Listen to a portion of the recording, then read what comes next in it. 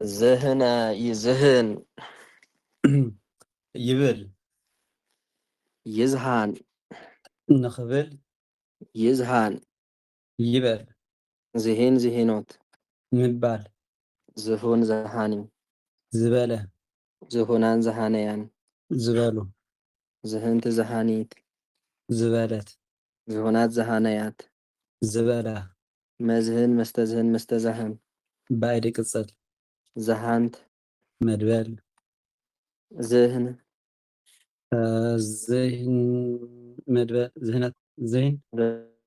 زمرزر. ايش زمرزر زهنة صت على. زهنة ጸጥ على بمأبل بيتشا زهنة بزهنة مأبل اندي المصحف زهون وستأذى مزهن بايدي قصد زهانت مدبل مزهاني بايدي سادس قصد زاين زمرزر أزهنت ببزون زهنت سابيزر مزهان بايدي زر ماشي زاين تاي خونيتا صتا. ستا اوكي نقول له واش ناي معبل الوازن معبل ناي معبل وناي معبل رأيك تفكر.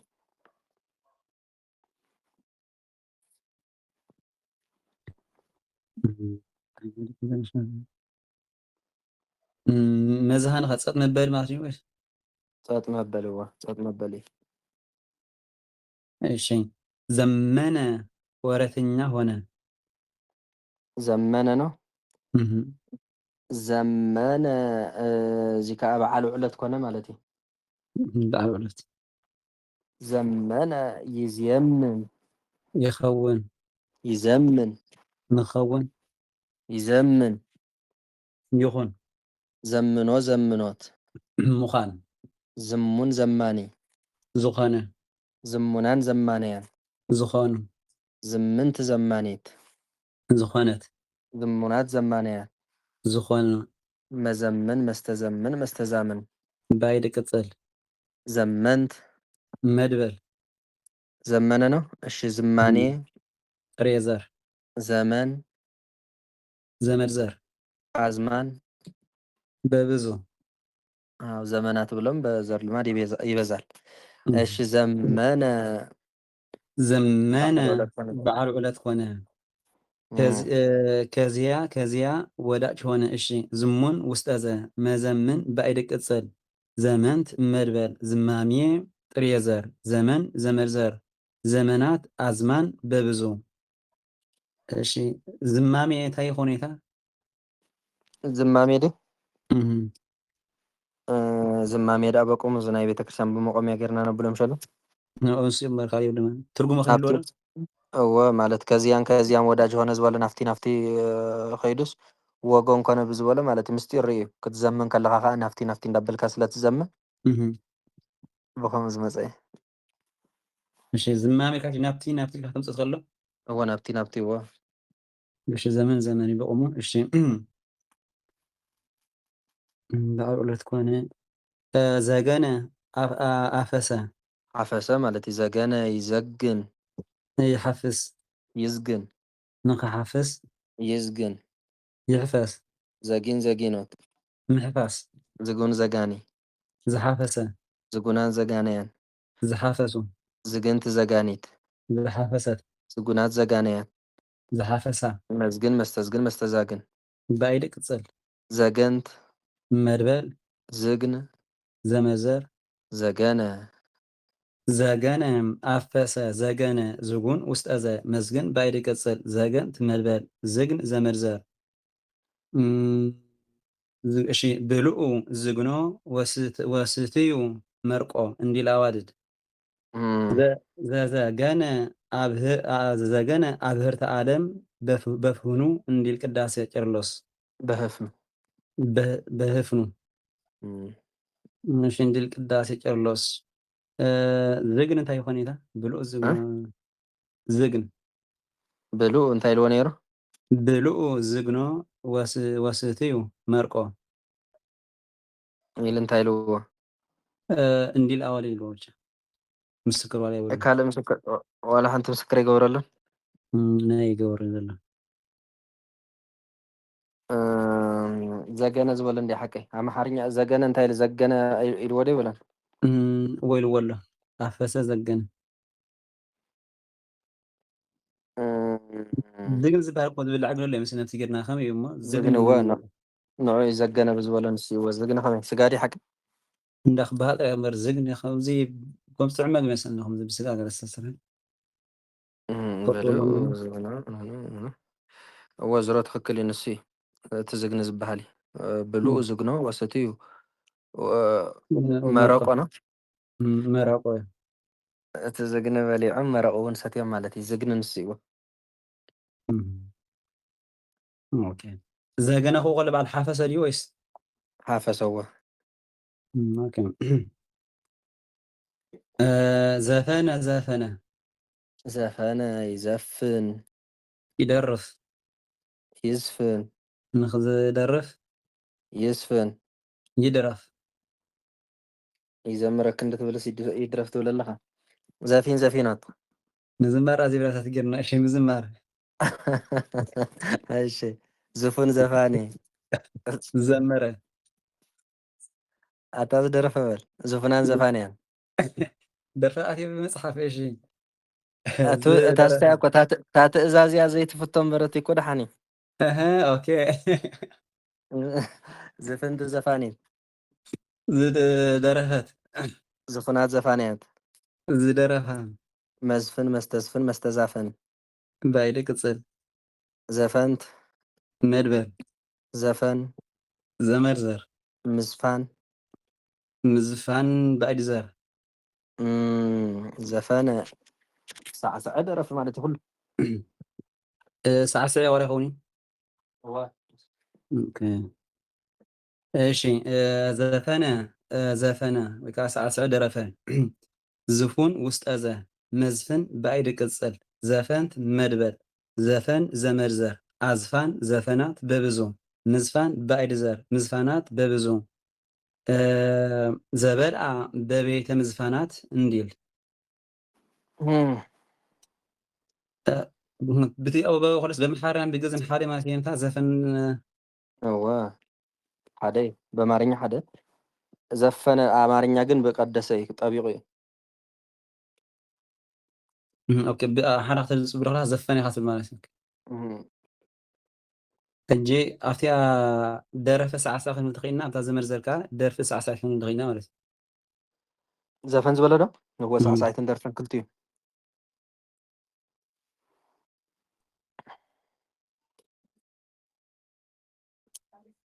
እሺ የመነ ቀና ባኢድ ዘሩ ከዓ ጓይላ ማለት እዩ ኣስኻ በዚ ሓትት እሺ ጓይላ ኦኬ ዘበላ በቤትን ዝፋናት ኦኬ ናይ ጓይላ ምላ እሺ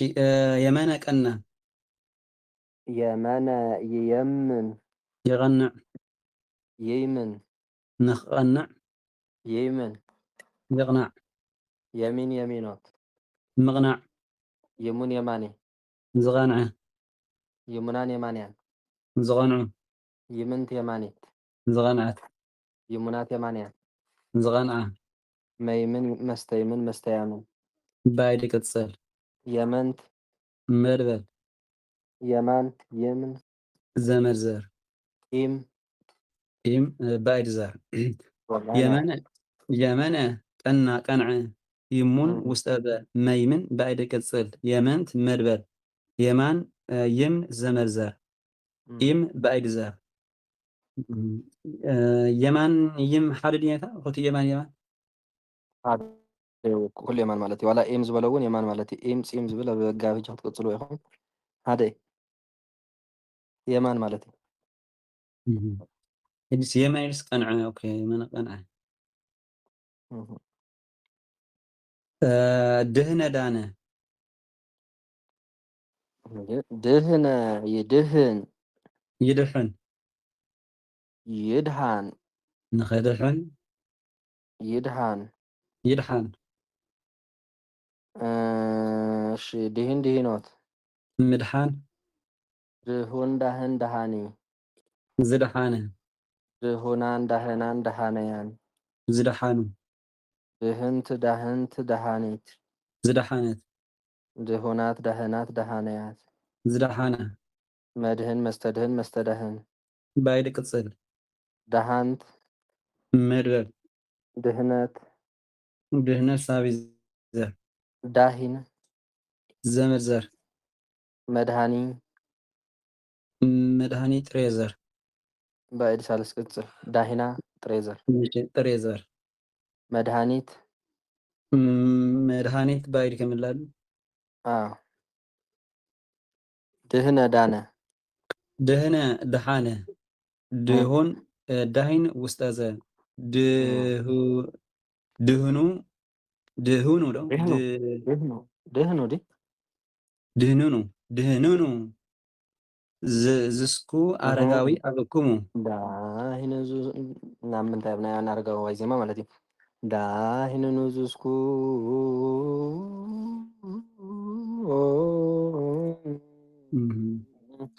አረጋዊ አቡክሙ ጻድቅ ወሄር ዝብለሎ ኦኬ ዳሂንኑ ዝስኩ አረጋዊ አበኩሙ ድሁንናን ዳህንናን በብዙም ድሁንናን ዘይኮነስ ድሁናን አይኮነኒ ዘሎ ድሁናን ተወከል ድሁናን ዳህናን በብዙ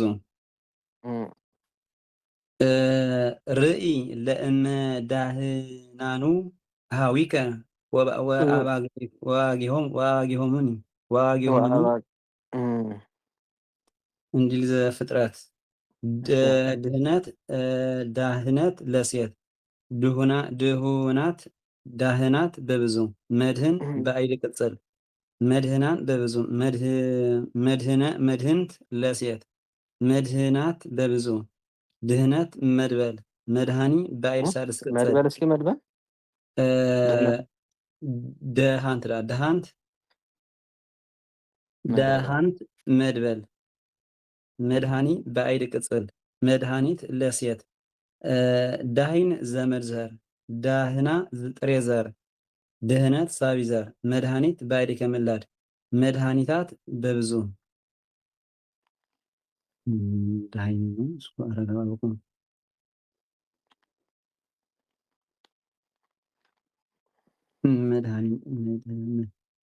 መድሃኒት ሪኔታ መድሃን በአይድ ሳዲስ ቅጽል ኳልሃን መድሃኒት ምሽ በቆምዎ ዳሂንኸ ድህነት ማለት ይስማ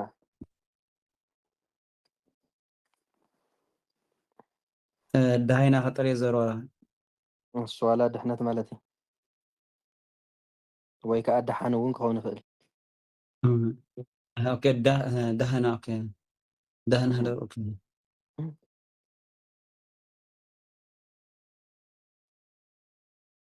መድሃኒት ኦኬ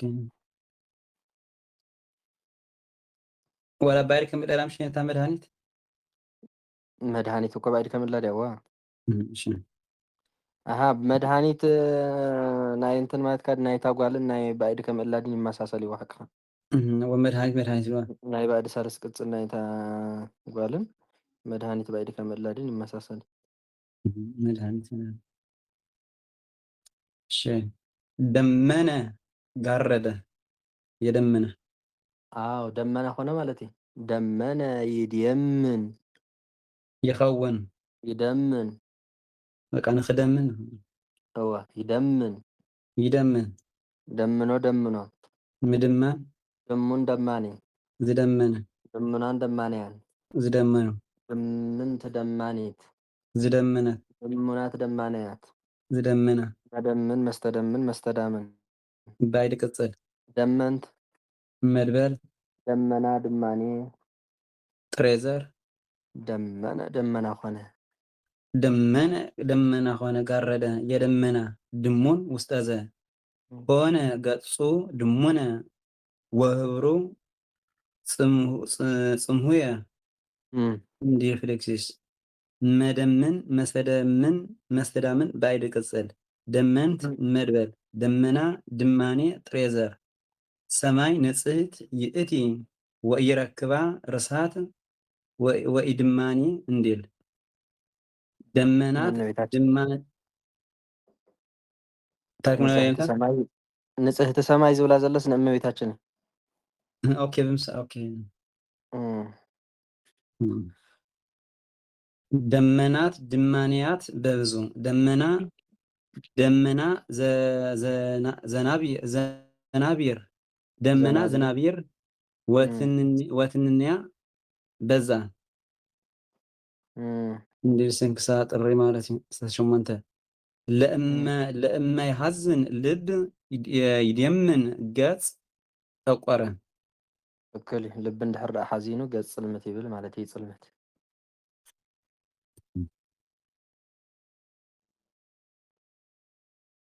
ከደመና ድማኔ ኸይነታ ድማኔ ከዓ ደመና ምዃን ማለት እዩ።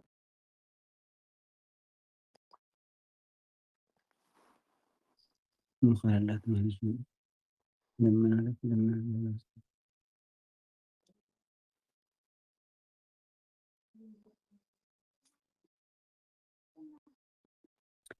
እሺ ደነነ አዘንበለ ማነው ደነነ ነው? ደነነ ይደንን ዘንበለ ወኸለምሽ ወይ ይደንን በቆም ይደንን ይድንን ንኸደንን ይድንን ይድነን ደኒን ደኒኖት ምድናን ድኑን ደኒን ደናኒ ዝደነነ ድኑናን ደኒናን ደናንያን ዝደነኑ ድንንት ደናን ደናኒት ዝደነነት ድኑናት ደኒናት ደናናት ደናንያት ዝደነና መድንን መስተድንን መስተዳንን ባይደ ቅጽል ደነንት መድበል ድነት ሳቢዘር ደነነ ደነነ ተዘነበለ እንት እሺ ወይደንን እንተ ተድባብ እንዲል ደነነ ስዕል ከመ ኦሆ ዘይብል እንዲል ድኑን ደኒን ውስጠዘ መድንን ባይድ ቅጽል ደነንት መድበል ድነት ሳቢዘር ደየነ ፈረደ ደየነ ይድየይን ይፈርድ ይደይን ንኽፈርድ ይደይን ይፍረድ ደይኖ ደይኖት ምፍራድ ድዩን ደያኒ ዝፈረደ ድዩናን ደያነያን ዝፈረዱ ድይንት ደያኒት ዝፈረደት ድዩናት ደያነያት ዝፈረዳ መደይን መስተደይን መስተዳይን ባይድ ቅጽል ደየንት መድበል ደይን ዘመድዘር መዲና ጥሬዘር ድያኔ ጥሬዘር አይደለም መዲና ባይድ ጥሬዘር መበራት እሺ ጥሬዘር እሺ ባይድ ጥሬዘር ድያኔ ጥሬዘር ዳን ዳን ዘመድ ዘር ውስጣዘ ዲና ጥሬዘር ውስጣዘ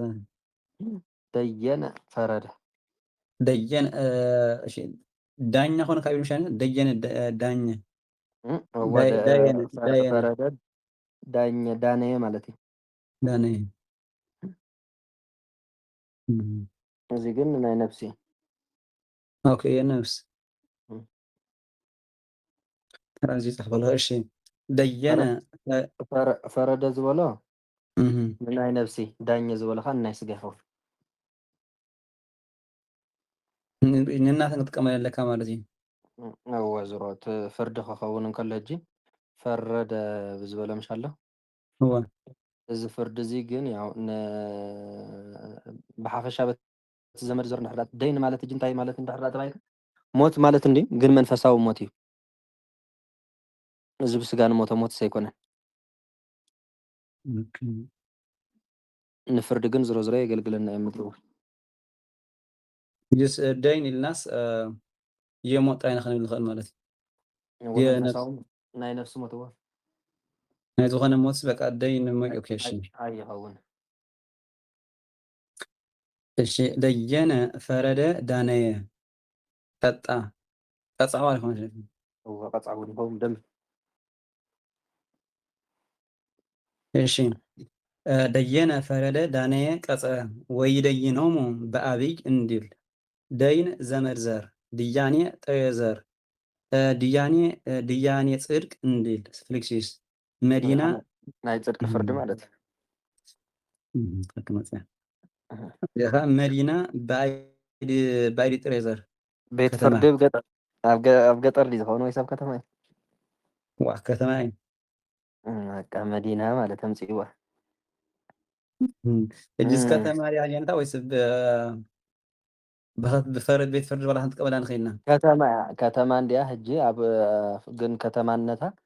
ፍርዲ ብከተማ ስለ ዝወሃብ እዩ መፅያ ዘላ ኦኬ ስታይ ሕዛማት ምስጢራ ምስጢር ሒዛ እምበር ሃገረሰብ ኩላ ናብ ከተማ እያ ትኸይድ ንፍርዲ ኣብ ሃገረሰብ ስቕልካ ዳኝነት እዩ ዘሎ እምበር እንድሕር ነፍሲ ዝቐተለ መቸም ኣብ ሃገረሰብ ኣይእሰርን እሺ መዲና በአይዲ ጥሬዘር ከተማ ማለት እዩ መዲናት በብዙ ዳይን ዘመርዘር ውስጠ ዘ ፈረደ ማለት ነው ዲና ጥሬዘር ውስጠ ዘ ወዲ ያዕቆብ ኦኬ የስ ነው ዳን ያዕቆብ ልጅ እሺ ዲና ጥሬዘር ውስጠ ዘ የሴት ስም እዚ ኣብ ወንጓል ያዕቆብ ዲና ዳን ይባሃሉ ነይሮም ኦኬ ዳን ዲና ኦኬ ወዚኣ ግን ውስቶም 12 ይትቁፀር ምክንያቱ ናይ ነገድ ዘርኢ ብጓል ስለ ዘይቁፀር በዲና ተሃጉለ ዝብል ምሽ ኣሎ ያ በዲና ተሃጉለ ፍርደት ማለት ነው ፈራጂ ፍርደት ማለት ኣብ ስላሴ ዲኹም ዘለሓቀ በዲና أمدينا تعامل وسراء هو سلاسي ديجاني خينتا ديجاني دي تا دين ديجاني حالي هو دين يا فرد مالتي ديجاني يوم فرد مالتي دين اوكي فردي نية نرى موت ثانية هذا وش أنا تجاوز ተጋጋ ሃንጽበ ሓዘለኻ ዝሮት ፍርድነቱ ግን መንፈሳዊ ፍርዲ ማለት እዩ ናይ ሞት ናይ ነፍሲ ሞት ሕጂ ሞትን ፍርድን ፍልነት የብሉን እየ ብክልቲኦም ይስኽራ እዩ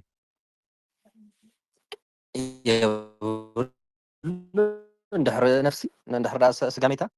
በቃ እታ ፍርድስ ናይ ሞት ፍርዲ ስለ ዝኾነት ንክልቲአን ተጠቃልላ እዚኣ ናይ ሞት ፍርዲ ማለት እዩ ንኣብነት እንደገና ከዓ ናይ ሞት ፍርዲ ክትከውን ከላ መንፈሳዊ ሞትን መንፈሳዊ ፍርድን ክትከውን ትኽእል እያ ሕጂ ድያኔ ጽድቂ ምሽልዋ ኣሎ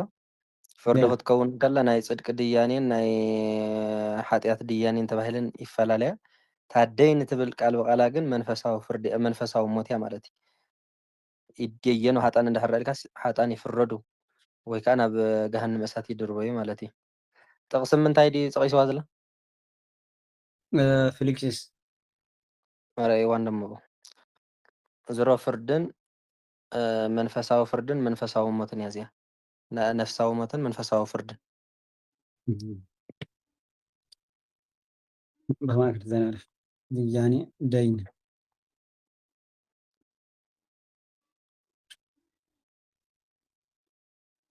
ኣሕዋት ገለ ምርኣይዋ ይኹም ንረጋገፅ ኮነና ኺዳ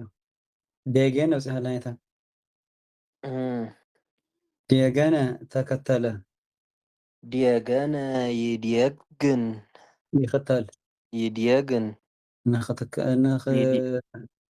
يديجن يكتل ይከተል ወይ ديجونو ديجونوت ምክታል ديجون ديجاني ዝተከተለ ديجونان ديجانيان ዝተኸተሉ ديجنت ديجانيت ዝተኸተለት ديجونات ديجانيات ዝተኸተላ ما ديجن مستديجن مستدياجن ባይዲ ቅፅል ديجنت መድበል ديجن ዘመድ ዘር እሺ ديجانا ተኸተለ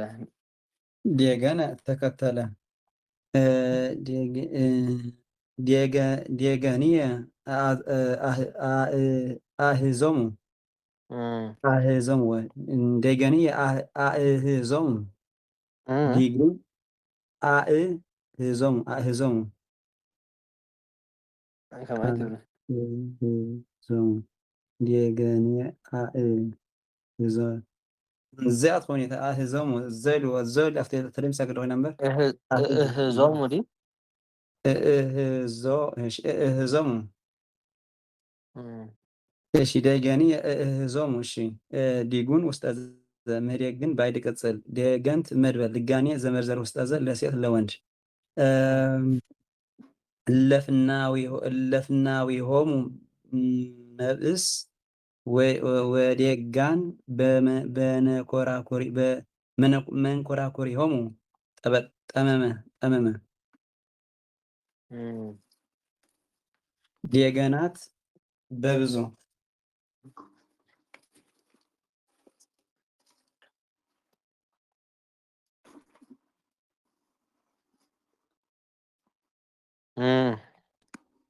እሺ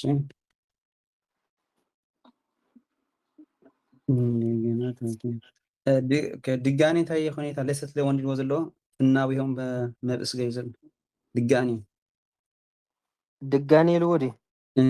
ዴጋ ማለት እየ ዘመዘር ውስጥ ዘ ክፉእ ማለት እዩ በቃ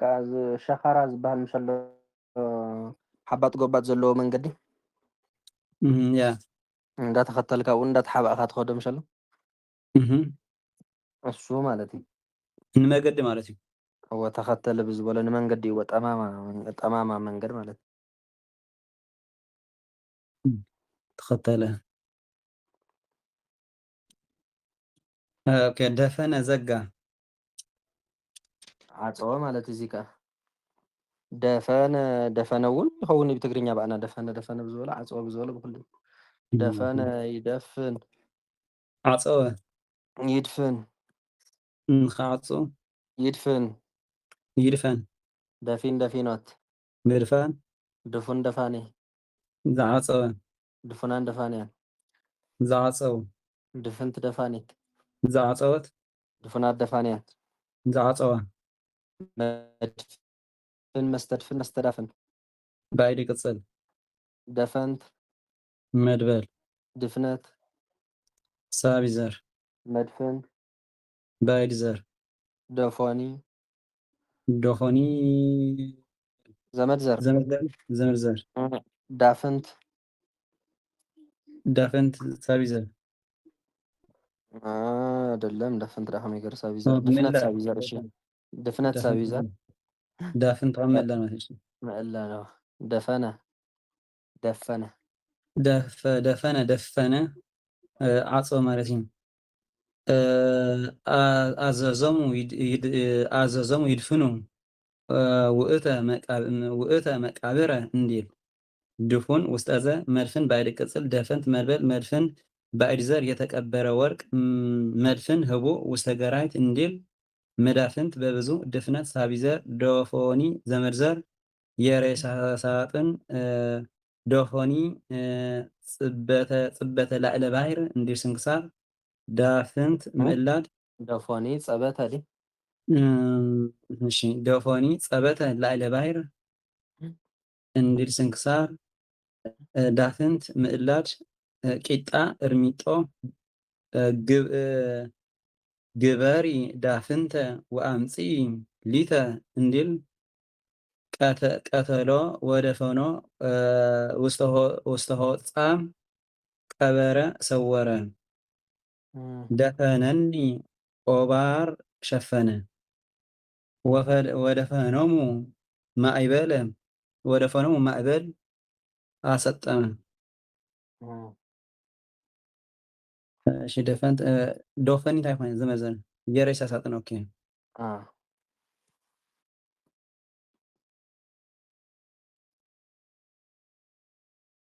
ላዕለ ባሕር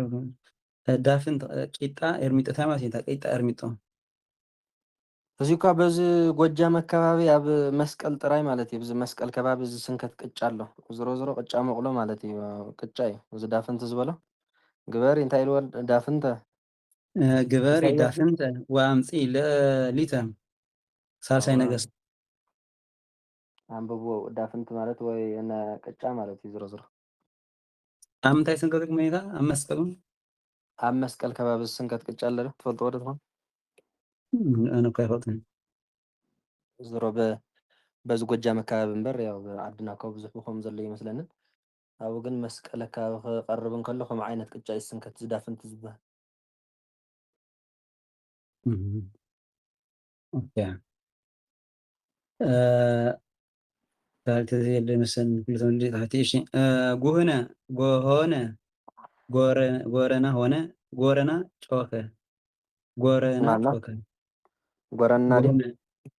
ጎህነ ጎህነ ጉህነ እሺ ዓንገረር በለ ማለት እዩ ጉህነ ይጉህን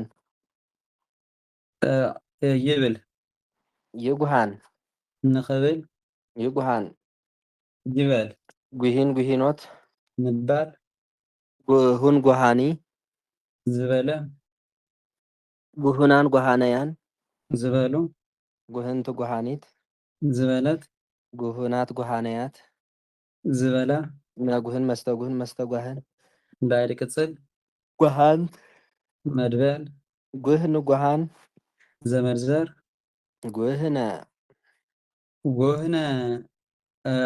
ታሪክ ማይታ ዓንገረር በለ ገዓር ክንብሎ ንኽእል ኢና በስ ዓንገረር ከምዚ ጋዓረ ጨውካ እውን ክዶ ከምፃርሃ ገለ ወይስ ፍልይነት ኣለዎ ከምዚ ፃርሃ ገዓረ ገዚ ዝበልናዮ ጨውካ ዝበልናዮ ዓንገረር ንኣብነት ዝኾነ ዜማ ንኽትሕዛ እንድሕር ኣብያተ ካሳ እንዳመላለስካ ምነበሃ እንዳበልካ ምምላስ ማለት እዩ ኦኬ ዓንገረር ዓንገረር እሺ ዝበሃል ዓንገረር በለ እሺ አዜመ ወላዲቦ ማለት አዜመ የድምፅ ኦኬ ጉሁን ውስጠ ዘ መጉህን ባዕድ ቅጽል ጎሃንት መድበል ጉሂን ጎሃን ዘመርዘር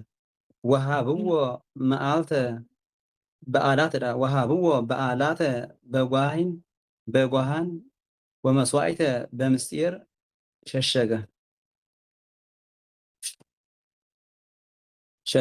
ሰረቀ ጎሃናት በብዙ ጳውሎስ ዘበኩሉ ጠቢብ መጋቤ ገራይቱ ለክርስቶስ ጠቢብ ዳ ጠቢብ ዘይኮነስ ጠቢብ ጳውሎስ ዘበኩሉ ጠቢብ መጋቤ ጋህናቱ ለክርስቶስ መጋቤ ጉህነት ድዩ ጉህነቱ እናልዎ ጉህናቱ እሺ ጉህናት ዝበሎ ማለት ጉህና እሺ ተንት ማለት እሺ ጉህና ጥሬ ዘር ጢም ዜማ ዘበልሳን ወጣዕመ ቃል ዘበጉህና እንዴል ጓህናት በብዙ ጉህነት ሳቢ ዘር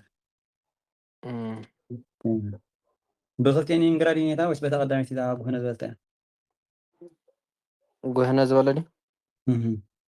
ብክልቲኡ እዩ ነጊሩ ጉህነ ጉሃነ ኢለ ነገረ ዘመርዘር ጉህን ጉሃን እሱ ከዓ ዓንገረር ምባል ወይ ከዓ ጭሆት እንብሎ ምሸሎ እዋ እነሱ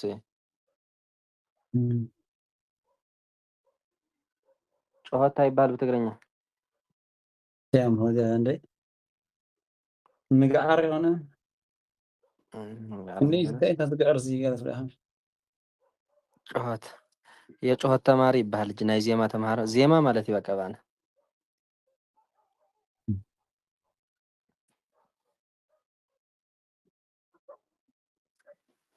እሺ ጢም ዜማ ይወለታ ጎና ጥሬ ዘሩ ጢም ዜማ ክልቲና ማለት እዩ በቁሙ ዜማ በቁሙ ማለት እዩ ኬኻ ጢም ማለት እዩ ጢም ዝበሃል የለን ተዳ ቁም ያ ኦኬ ቁም ዜማ ኦኬ ቁም ዝበሃል ዜማ ምሸሎ እሱ እዩ ያ ገመነ ኃጢአት ሰራ ገመነ ይገምን ይሰርሕ ይገምን ንሰርሕ ይገምን ይስራሕ ገምኖ ገምኖት ምስራሕ ገሙን ገማኒ ዝሰርሐ ገሙናን ገማንያን ሰርሑ ግምንት ገማኒት ሰርሓት ግሙናት ገማንያት ሰርሓ መገምን መስተገምን መስተጋምን ባይድ ቅጽል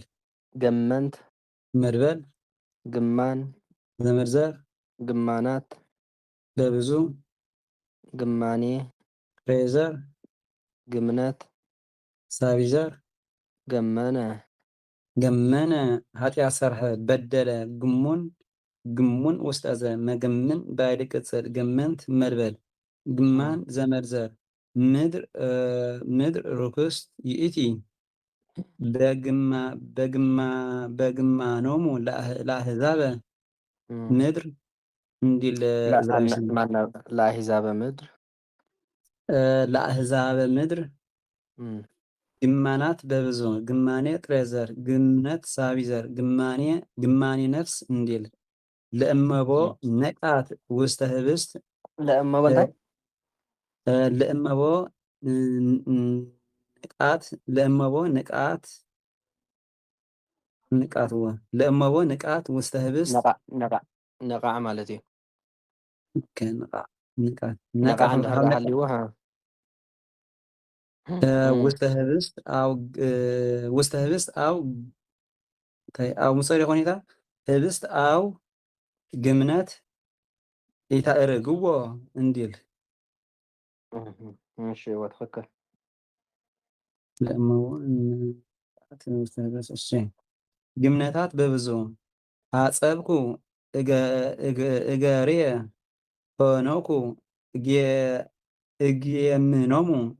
አሳረረ እፎኑ አግየምኖን ነው ወፌኑ አግየምኖን እፎኑ አሳረረ ሕጂ እንታይ ማለት እዩ አንተ ወይ ነቃዕን ሕሩርን ዝኾነ መስዋዕቲ ሳይተቕርቡለይ ጥዑይ ዝኾነ መስዋዕቲ ተቕርቡለይ ማለት እዩ አሳረር እንታይ ትኮን ማለት እዩ ታብቁማ ምቕራብ ኣሕረር ዝሓረር መስዋዕቲ ተቕርቡለይ ማለት እለ ኢገመኑ አልባሲሆሙ ገመነ ቀደሰን እለ ኢገመኑ አልባሲሆሙ አሳደፈ ኢይገምን ቃሎ ለወጠ ቀየረ ናብዚ ትምልሶ ኢልና ግማን እንታይ ኮይና ግማን ሓጢያት ኦኬ ልካ ከም ደነስ ማለት እዩ ደነስ እኒሄ ሓቀብ ደነስ ትኽክል በፍትው ኣኮ በፍትወተ ደነስ ዘተፀነስች ከምኡ ማለት ይዋ ኦኬ ከምታ ልካ ከምታ ደነስ ሓጢኣት በደል ዝበልና እዚኣ ከማ ማለት እዩ ዋላ በደል ስላተ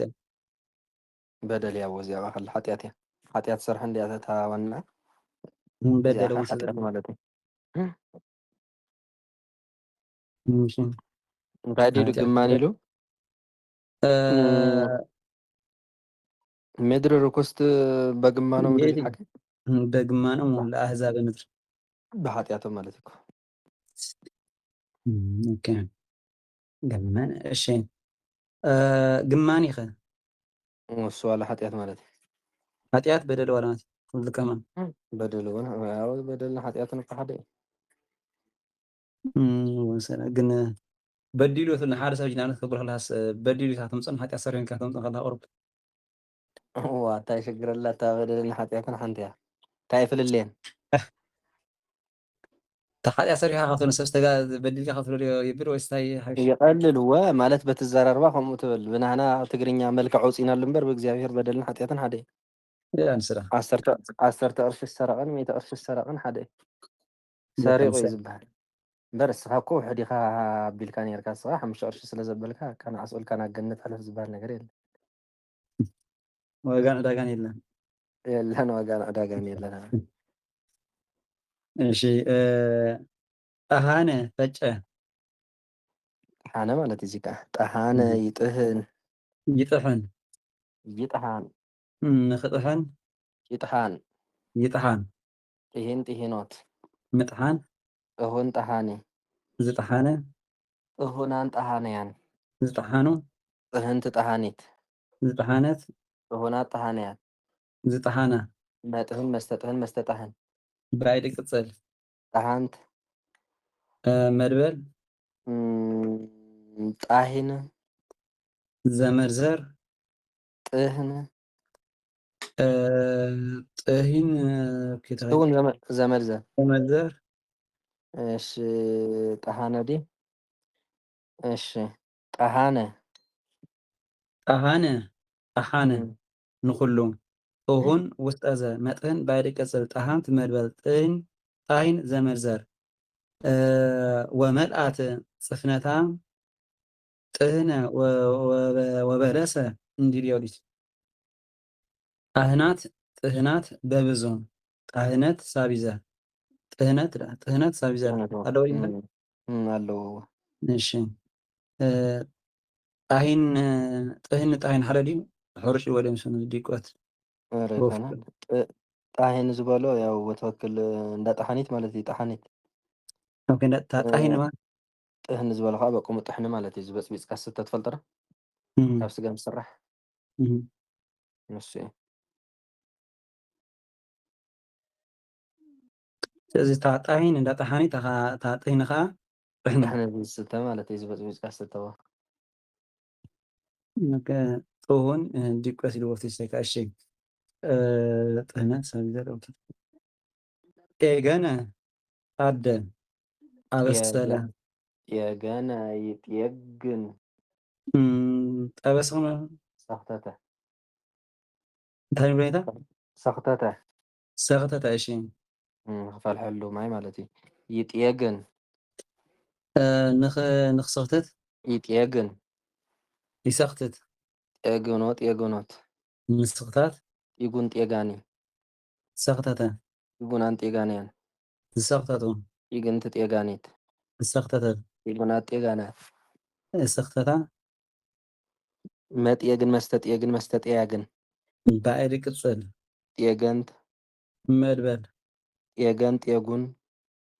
ጤገን ጤጉን ዘመርዘር ጤገነ ሰክተተ ጤገነ ጣደ አበሰለ ጠበሰ ጋገረ ቆላ ይማሽሽ እለ ጤገኖሙ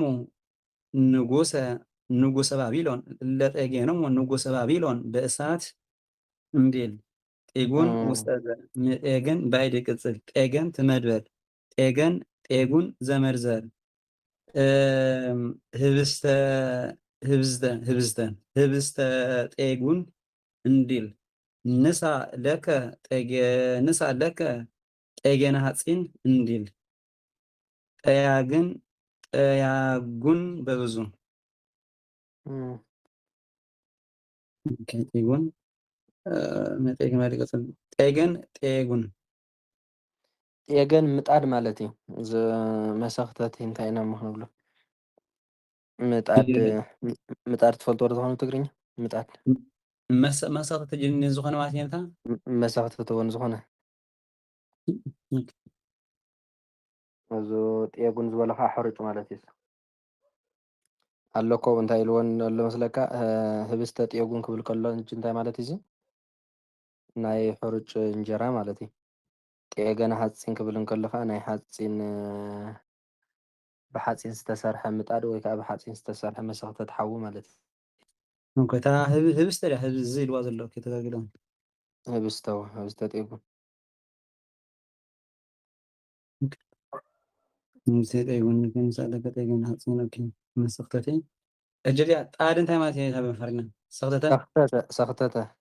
አበሰለ በሰለይ ጠበሰ ጠበሰይ ጋገረ ከዓ እዚ ሰንከተ እሺ ሰንከተ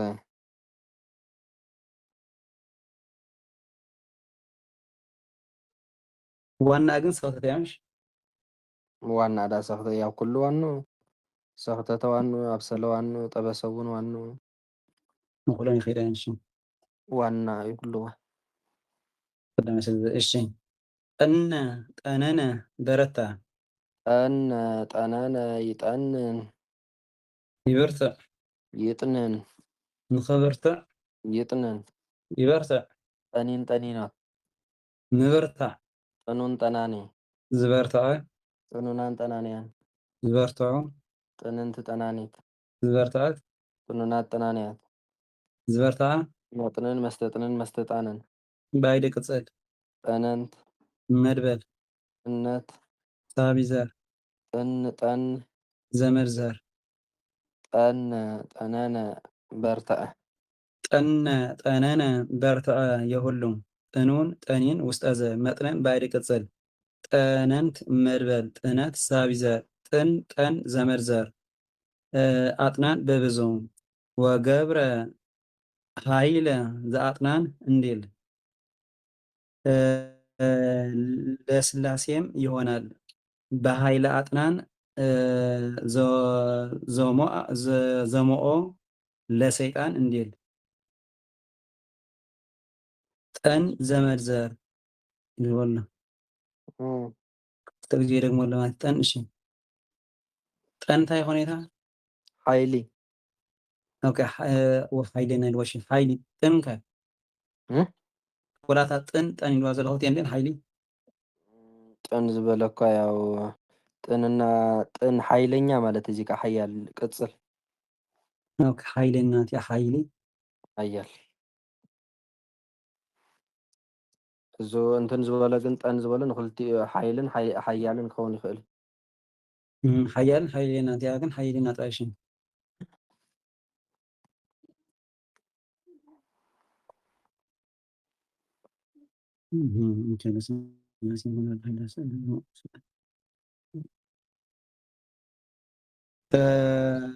ጸቆነ ጀጎለ ሓፀረ ማለት ይጻቋነ ይጻቆን ይሓፅር ይጽቆን ንክሓፅር ይጽቆን ይሕፀር ጸቂኖ ምሕፃር ጽቁን ጸቋኒ ዝሓፀረ ጽቁናን ጸቋንያ ዝሓፀሩ ጽቁንቲ ጸቋኒት ዝሓፀረት ጽቁናት ጸቋንያት ዝሓፀረ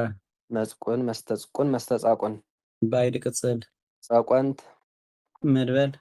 ጸቋን ዘመርዘር ጸቋነ ጸቆነ ጎጀለ አጠረ የአጥር ተከለ ወይነ ወጻቁኖ እንዲል ወጸቆነ ዲ ወጻቁኖ ጻ ወጸዳ ቀረሽ ተከለ ወይነ ወጻቁኖ ጽቁን ውስጠ ዘ መጻቁን ባይድ ቅጽል ጸቆንት መድበል አዝ ጸቆን ዘመድዘር ወገብረ ለቱ ጸቆነ እንዲል ጸቆናት በጸቆናት አጽቋን በብዙ ጸቆን ታይ ሁኔታ ጀጎል ታይ ጀጎል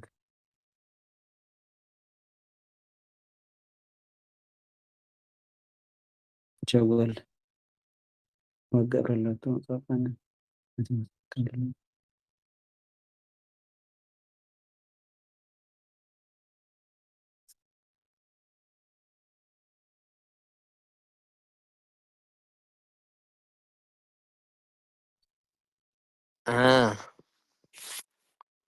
ምሽታ ጸቆን ታይ ሆን ዘመዘ ጀጎል ይልወል ደሞ ጀጎል ጨቆላ ዝበሃል ትፈልጥራ ተወከል ጨቆላው ጨቆላ ማለት ጨቆላ ታይ ተስታይ አጸረት ኦኬ ቲ ጀጎል ዘዘለ ሲያታ እዚ ጨቆለ ማለት ብስታይ እዋ ጨቆለ ወም ጨቆለ ዶ ሙዚቃ ጨቆለ ወይ ከዓ ሓፀረ ንሓፅሩ ክኸውን ይኽእል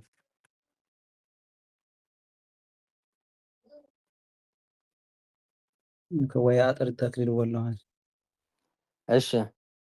ጨቆለ ነደቀ እሺ ምን ዳገን እየኸይድ ምሽነታ ወይስ ዝኽጥ እየኸይድ ነደቀ ኢሉ ወዲ ናይ ምን ባላይ ወለን ግን የኸይድ ደንበር ጨቆለ እንተነደቀን ቁርቢ መሐሰስ ዝኾነስ አይ ታይ ዘመሳሰልሎ ምጭቋል ነው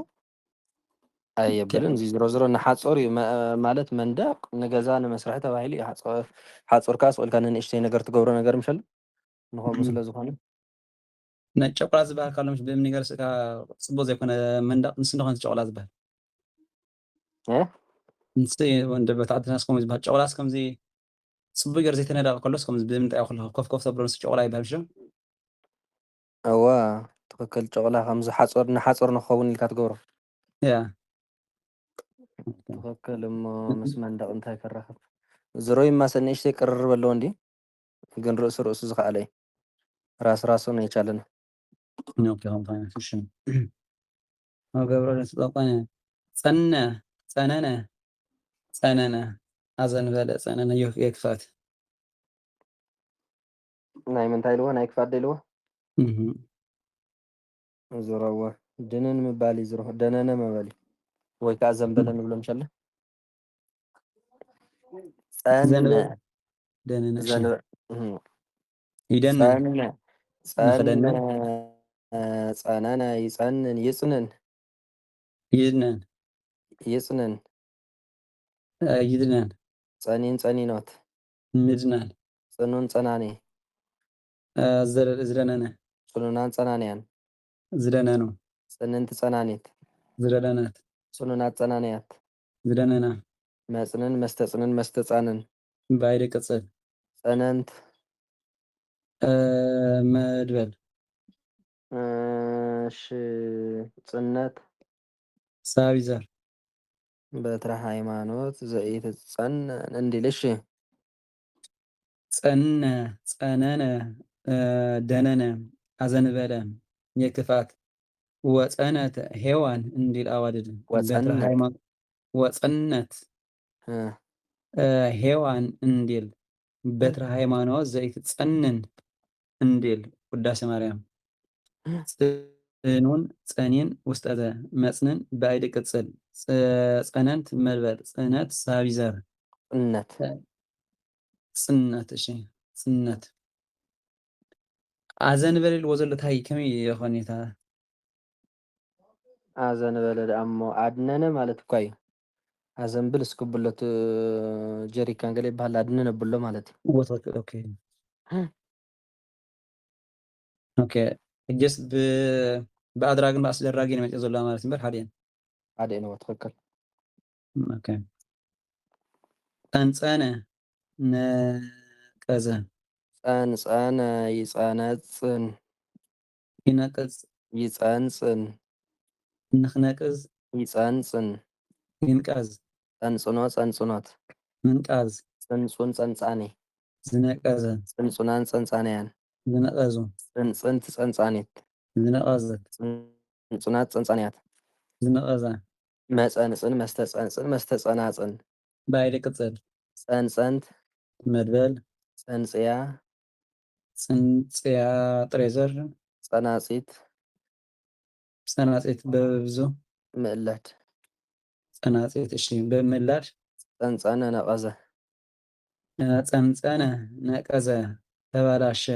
ጠንጠነ አረጀ ጽንጹን ውስጠዘ መጸንጽን ባዕድ ቅጽል ጸንጸት መድበል ጽንጽያ ጥሬ ምላድ ጽንጽንያያት በብዙ ጽንጽን ጽንጽንት ጸናጺት ምዕላድ በወርሃ ጽንጽንት እንዲል ይስህቦ እግዚአብሔር ለጸናጺት ወለንህብኒ እንዲል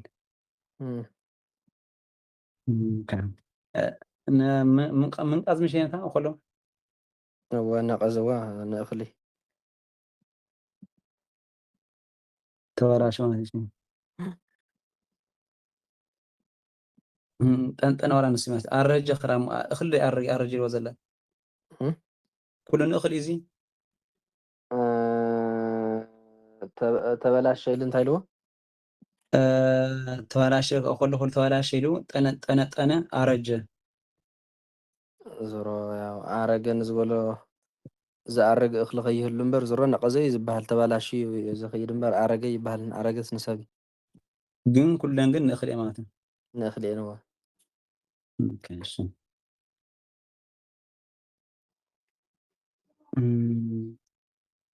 ጽንጽያ ነቐዝ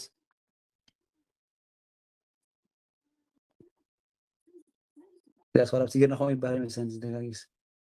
ጽንጽንያ ይባሃል ነቐዝ ማለት እዩ እታ ምእላድ እዚ ምእላድኻ ጽንጽት ጸናጺት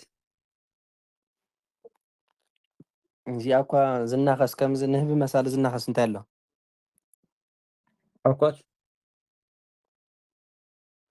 ዕኮት እውን ከብል ይኽእል እዩ ዞሮ ዞሮ እንታይ እስኪ እቲ ምስክር እንታይ ኢልዎ ነይሩ በወርሃ ጽንጽንት እንዲህ ሊሉ ወዲያ ኻሪሃ ይስሕቦ እግዚአብሔር ለጸናጽል ወለንህብኒ ኦኬ ወለንህብኒ እስከ ራእይዋ ምንታይ ኢሳይያስ 7:18 ራእይ እስኪ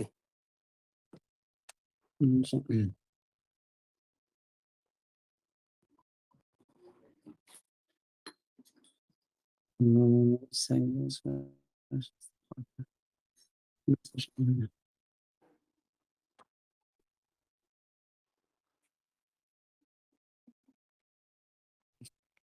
ጣላሁን ዝናስ ይውልን ንማይ ቤት ዘንበሪ አቅርቦም ካብ ነገደ ይሁዳ ዝኾነ አካን ወዲ ካርኒ ወዲ ዘንበሪ ወዲ ዛራ ተፈለሉ ተጋጊ ማለት ነው እሱ ክንደይ ዳሃሪኻ 7:18 ተዘል ተስተጋ እና ዝረግዝ ግን ከም ዕኮት መሳል ከም ንህብ መሳል ኮይኑ ዝናኸስ እንትን ዝናኸስ ተክመና ክልጥያ እንዴ ሓደ አይ እንትን ጽንጽት ጸናጽት አይደለም ጽንጽን ዝበል ነቀዝ ማለት ይዛ ጸናጽት ይትበ ዶክተር አንደ አላ ተአሰሸሙንተ እንዳራም ይብከ አላ ደስ ክበሉ አባሽ በማዕልቲ ክኸውን የእግዚአብሔር ነቲ ምድሪ አሶር ዘሎ ንህብን ብፋፃ ክጽውዖም እዩ ንህብን ነቲ ምድሪ አሶር ዘሎ ንህብን ብፋፃ ክጽውዖም እዩ ዝላላ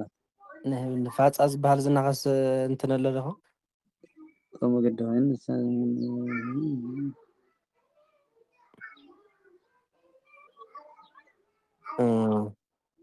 ኣብ አማርኛ ከስክ እንተለኩም መንብቡ አማርኛ እንታይ ይብለ እንዳስ ኣብ ቴሌፎን ዝር ዘሎ ተጋጊኸ ከሆነ ባይ ኣለኩም ኒታ ኣብ ባሺ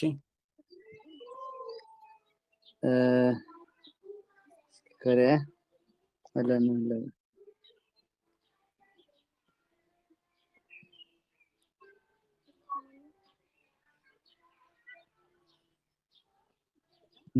አማርኛ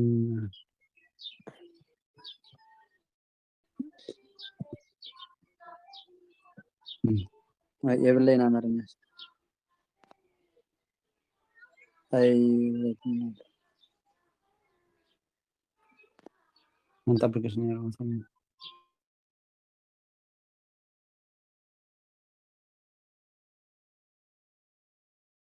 ተፍሲስ ክትለም ሐሪን አማርኛ ትገል 18 ዓመት ነራ ባሺ እስካሁን ነው ነራ ጂ 18 7:18 ልካን ይርካ ኢሳይያስ 7:18 በዚያን ቀን እንዲህ ይሆናል እግዚአብሔር በግብፅ ወንዝ ዳርቻ ያለውን ዝንብ በአሶርም አገር ያለውን ንብ በፋጨት ይጠራል ስማር ባሺ ወሰያ ታደርኩ በፋጫ ያለውን ፋጻ እስከ በአማርኛ እንታይ ልካያ በዚያም ቀን እንዲህ ይሆናል እግዚአብሔር በግብፅ ወንዝ ዳርቻ ያለውን ዝንብ በአሶርም አገር ያለውን ንብ በፋጨት ይጠራል እማታ ተግርኛ አስገባሽ ከንብቧታ ተግርኛ ትግርኛ 18 በጣም አልትያ ክኸውን ካብ 17 ጀሚርኩም እስኪ 17 ካብ 17 ጀሚርኩም ኤፍሬም ካብ ይሁዳ ካብ ዝፍለ መዓልቲ ጀሚሩ እግዚአብሔር ከምኡ ዘይመሰለ መዓልታት ከቶ ዘይመፃ አባኻን ኣብ ህዝብኻን ኣብ ቤት አቦኻን ክመጽእ እዩ ማለት ንጉስ አሶር በታ መዓልቲያ ክኸውን እዩ እግዚአብሔር ነቲ ምድሪ አሶር ዘሎ ንህብን ብፋፃ ክጽውዖም እዩ ንህብን ኢሉስ ንፋፃ ክጽውዖም በታ ኣብ አሶር ዘሎ እንታይ ንህብን هو ንህብን እንታይን بفاصة خطوة عميل شو لابتاشم دغريا ابزناي تليفون عندي متحف قدسات او تحيش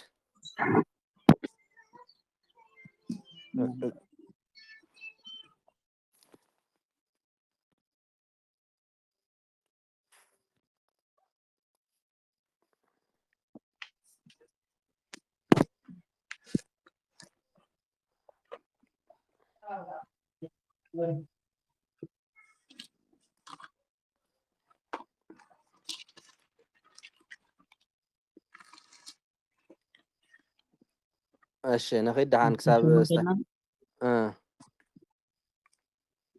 በታ መዓልቲ እቲኣኻ እግዚኣብሔር ነቶም ኣብ ዓይኒ ማይ ጨናፍር ፈለጋት ኒል ዘለዉ ግብፃውያን ከም ፅንፅያ ኢሎም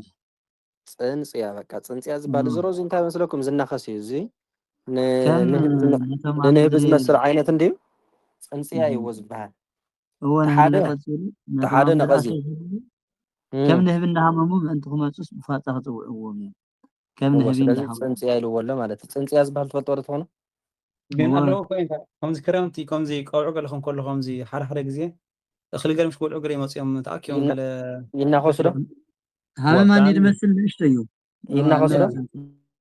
ምናልባት እኽሊ ዝገብርዎ እያ ጣንጣ ዓይነት እዩ ንሱ እዩ በቃ እሱ ፀናፂል ዝበሎ ንሱ እዩ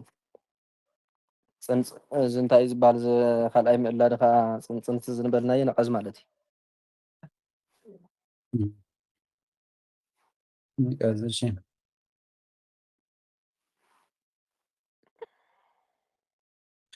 እሺ ፀኣነ ጫነ ፀኣነ ይፅየእን ይፅእን ንኽፅዕን ይፃን ይፅዓን ፅኢን ፅኢኖት ምፅዓን ፅኡን ፀኣነ ዝፀዓነ ፅኡናን ፀኣነያን ዝፀዓኑ ፅእንቲ ፀኣኔት ዝፀዓነት ፅኡናት ፀኣነያን ዝፀዓነ መፅን መስተፅን መስተፃእን እምባይደ ቅፅል ፀዓንት መድበል መፅን መፅን ባይዲ ዘር መፃእን በብዙ እሺ ፅዕነት ኢልናዮ ደ ፅዕነት ፅዕነት ሳቢ ዘር ፀዓነ ፀዓነ ማለት ፀዓነ ጫነ ፀዓነ ማለት እሺ ወእፅየእን ሰረገላ ዲበ መሰንየ ክሳዱ ኣሰረ ፅኡን ውስጠዘ ፅኡናን በብዙ ፅእንት ለስየት መፅን መስተፅን መስተፃእን በብዙ ፀዓንት መድበል ፅዕነት ሳቢ ዘር መፅእን ባዕዲ ዘር መፃእን በብዙ መፅእን እንታይ ይኾነ ኢታ መጫና መፅዓን ማለት እዩ መፅዓን ማለት እዩ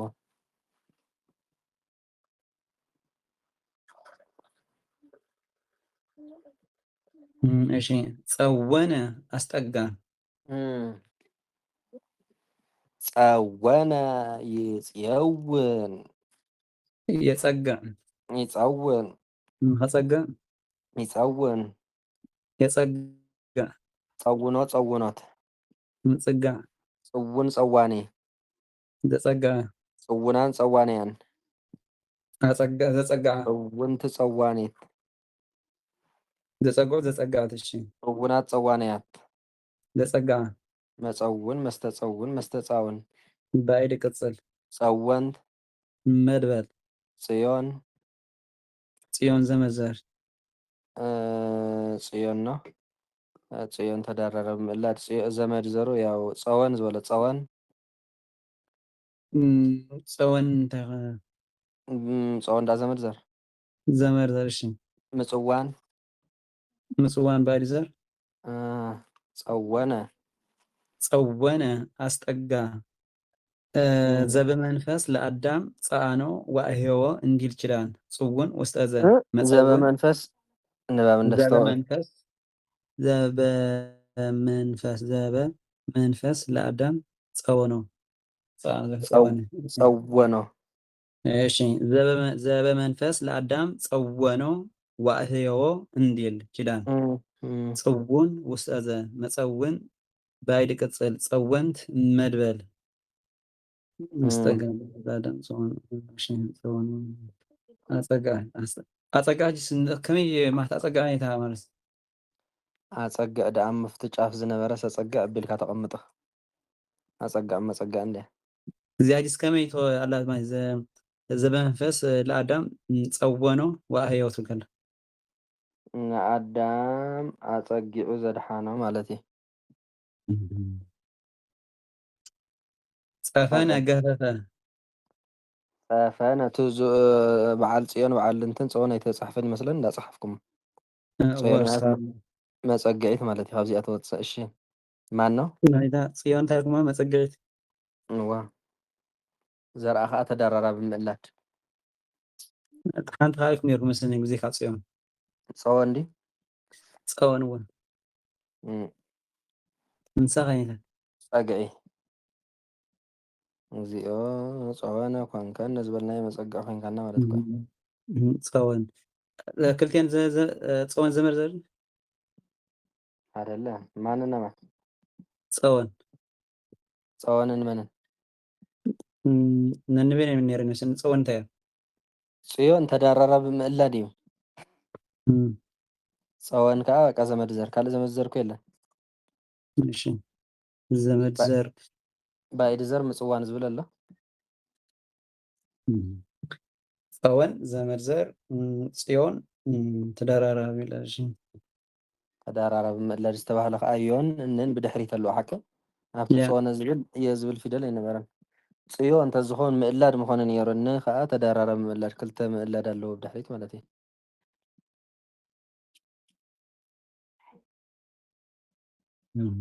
ጸግዒት ጸግዒ እምበር ኣብዚ ላይ ተጻሒፉ ዘሎ ሓቁ ኣለኹም እሺ ጸፈነ ገፈፈ የቆርበት ጸፈነ ይጸፍን ይገፍፍ ይጽፍን ንኽገፍፍ ይጽፍን ይግፈፍ ጸፊን ጸፊኖት ምግፋፍ ጽፉን ጸፋኒ ዝገፈፈ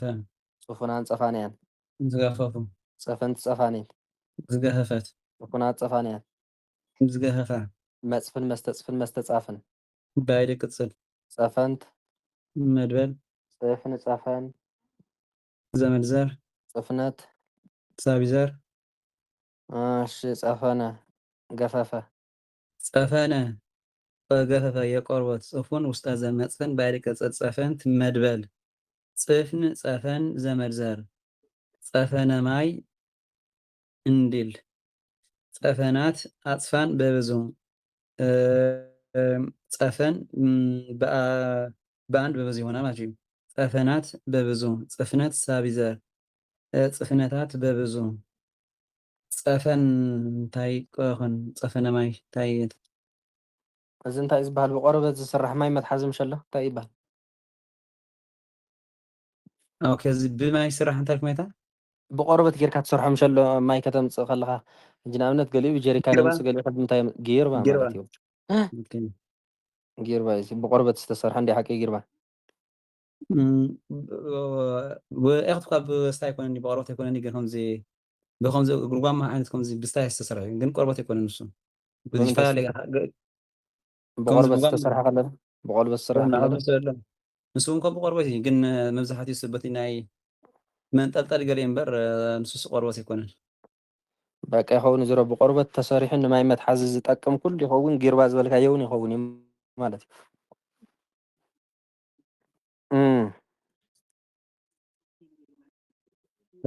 ንኩሉ እሺ ክልቲአን ኔታ ጽፍኒ ጸፈን ክልቲአን ባዲያን ማለት እዩ ጸፈነ ማይ ኦኬ አንድ በብዙ ፈተነ ፈተነ ፈተነ ፈተነ ፈተነ ነው ፈተነ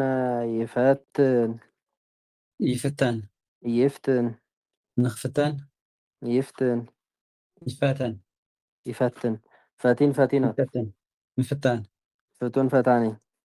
ዝተፈተነ ፍቱናን ፈታንያን ዝፈተኑ ፍትንት ፈታኒት ፈተናት ፍቱናት ፈታንያን ዝፈተና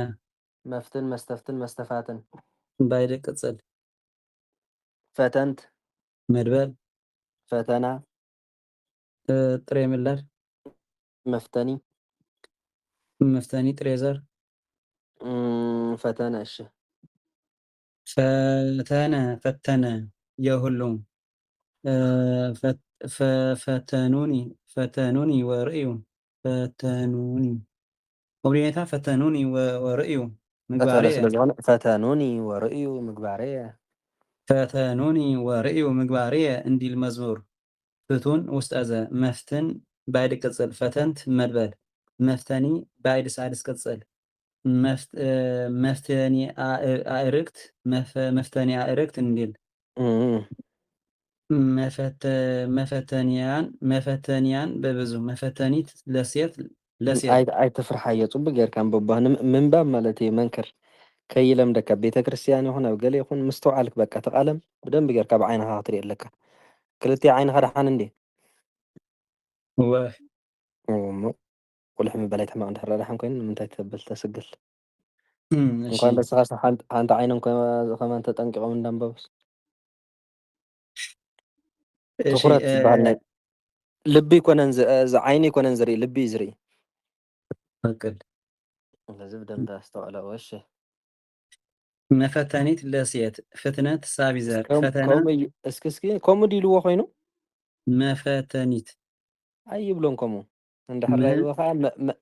መፍተኒት ኢልካ ኣርሞ መፍተኒት እሺ መፍተኒት ንኣነ ተጋቢ መፍተኒት ኢልዋ ኣሎ ከመይ ጌርካ ንብብ መፍተኒት ለሴት ፍትነት ሳቢዘር ፈተና ሬዘር ወኮነ ላዕሌሁ ዓብይ ፈተና ዓብይ ፈተና ኮይኑ ብልዕሊ እዩ ንመን እዩ ገድሊ ኪሮስ መሰኒ ኢለሎ ኪሮስ ኣብነ ኪሮስ ማለት እዩ ኣብ ኣካላትካ ተኽሊ ምብቃል ካብ ዝዓቢ ፈተና የለ እሺ ወፈተና ለሃይመተ ራሄል በረበረ እሺ ይፈትን ልበ ወኩልያተ እግዚአብሔር መረመረ እንፈቀድ ይፈትን ልበ ወኩልያተ እግዚአብሔር መረመረ ወእግዚአብሔር ስል ልብን ኮላሊትን ይመርምር ሰብ ስነ ምግባር ካርዩ ደጋዊ ስራሕ ካርዩ እዚስ ከምዚ ይመስል እዚስ ከምዚ ይመስል እንዳበለ ብናቱ እንዳተርጎመ ዘይናትካ ስም እንዳሃበ እዚ ከምዚ ኢሉ ከብለካ ይኽእል ክትርጉመካ ይኽእል እግዚአብሔር ግን ልብን ኮላሊትን መርሚሩ ይፈልጠና ማለት እዩ ንዓና እሺ ኣፍትን ርእሰከ ለካህን ኣሳየ ወርእስኻ ንካህነ ርአ መርምር ሓጢአት ከይህልወካ ማለት እዩ ከመ ብሩር ጽሩይ ወፍቱን እምድር አጠፋ ኣጥፋእ ክኸውን እንከሎ ምስክሩ ወፈተኖሙ ለሰማይት ከመ ወርቅ በእሳት ጠበሰ ገርም እዩ ነቶም ሰማዕታት ያው ከም ወርቅስ ብእሳት ጠቢስዎም ማለት እዩ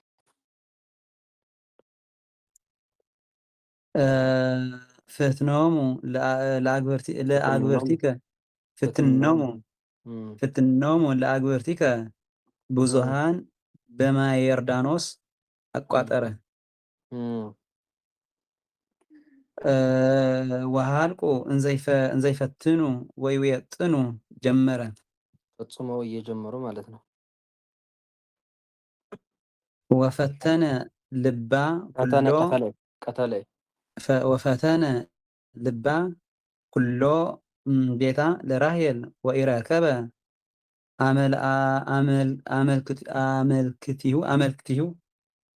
አማልክቲሁ ከማ ፈለገ ወርቅ ጽሩይ ወፍቱን በእሳት አቃጠለ መዝገበ ሃይማኖት አይብል ወርቅ ጽሩይ ወፍቱን በእሳት ወርቅ ጽሩይ ወፍቱን በእሳት አቀለጠ ሰማዕት ትኸውን ያወ ጽቡቕቲ እሺ ወርቅ ጽሩይ ወፍቱን በእሳት አቀለጠ መዝገበ ሃይማኖት እሺ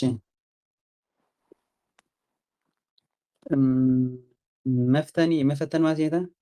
መፈተንዋ መፍተን የልብ ንልብ ዝፍትን ማለት እዩ ንብልቢ ዝምርምር መረመረ ብዝበለካ ንልቢ ዝምርምር ንልቢ ዘርኢ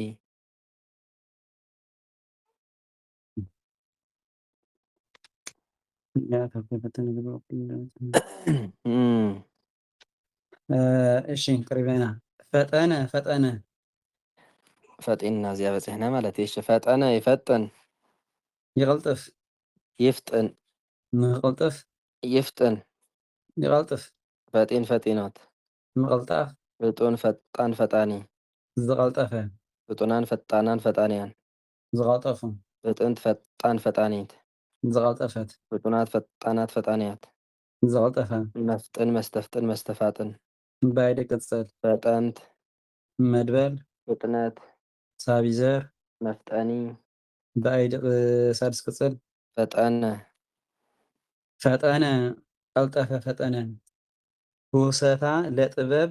ይፍጥን እምኩሉ ውሰት እንዲል ይፈጥን ዲ ወላ ይፍጥን? ይፍጥን እሺ ውሰታ ለጥበብ ይፍጥን እምኩሉ ውሰት እንዲል ለጥበብ ፍጡን ፈጣን ውስጠዘ እምዝኩ ፈጣን ክስሯእሰ ዝኾነ የታ እሺ ፈጣን እሺ ውስጠዘ እምዝኩ ሞት ፈጣን እንዲል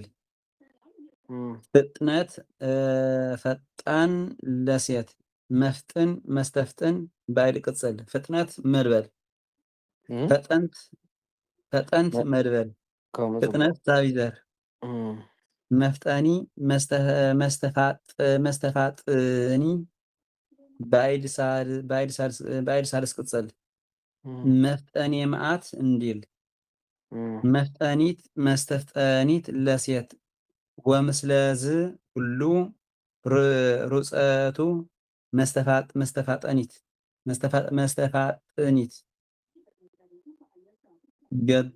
አቡነ ተክለ ሃይማኖት ፈጠነ ቀልጠፈ እሺ ኩሉ ፈጣን እሺ ፍጥነት ቀልጣፈ ወኸል ማለት ነው ቀልጣፈ በቆምዋ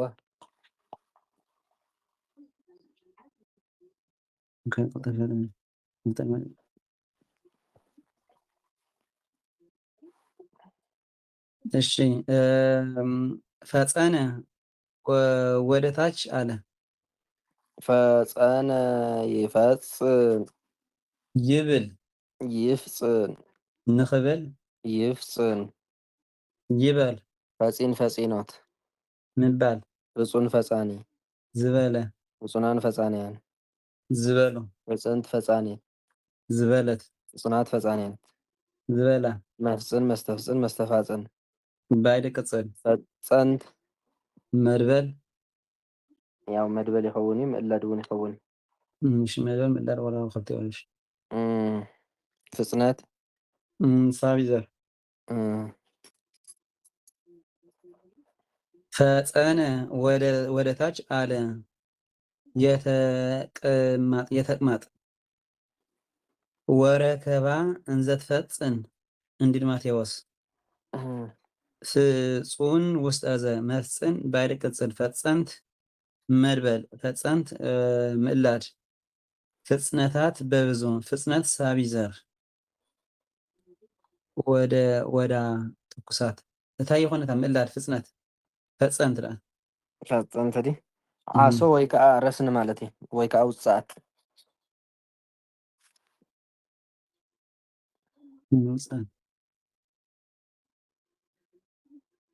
እታ ፈፀነ ግን ወደ እንታሕቲ ከመይ ግን ፈፀነ ወደ እንታሕቲ ይኸሉ ማለት እዩ ንውፅኣት ማለት እዩ ውፅኣት ዝበልዑ ነገር ሰውፅኡዎ ማለት እዩ ውፅኣት ኣምለሰ ማለት እኳ ድንን ኢልካ ተምልሶ ምሸለ እንታሕቲ ገፅካ ኮይንካ እንዲኻ ውፅኣት ተውፅእ ያ ማለት እኳ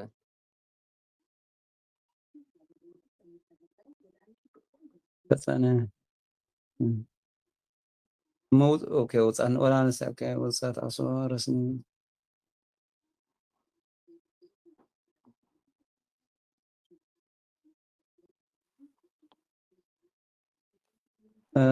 ናይነ ሰብያ ወዲያ ለናይነ ይቆያ ዝነጥብ ዓሰርተ መላእክት ያርመና እሺ ጸሎት ወርና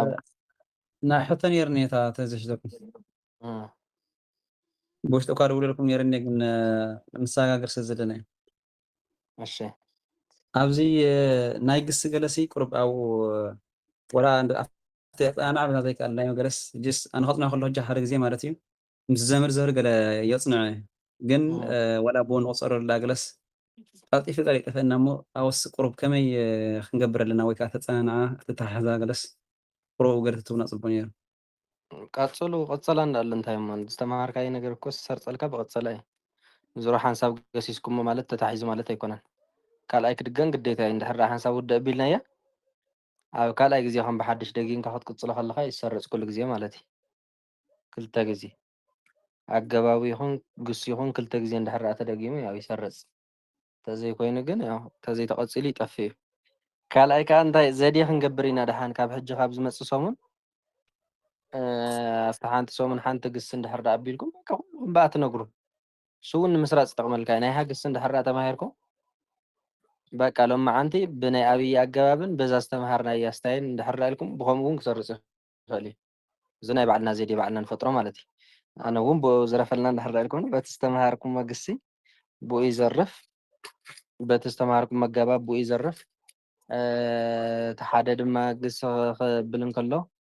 በቲ ዝተምሃሮ ግሲ የምፅእ በቲ ዝተምሃሮ ኣገባብ ቅኒ የብል ከምኡ እንዳገበርካ ኢኻ ተስርፆ ቃል እግዚኣብሔር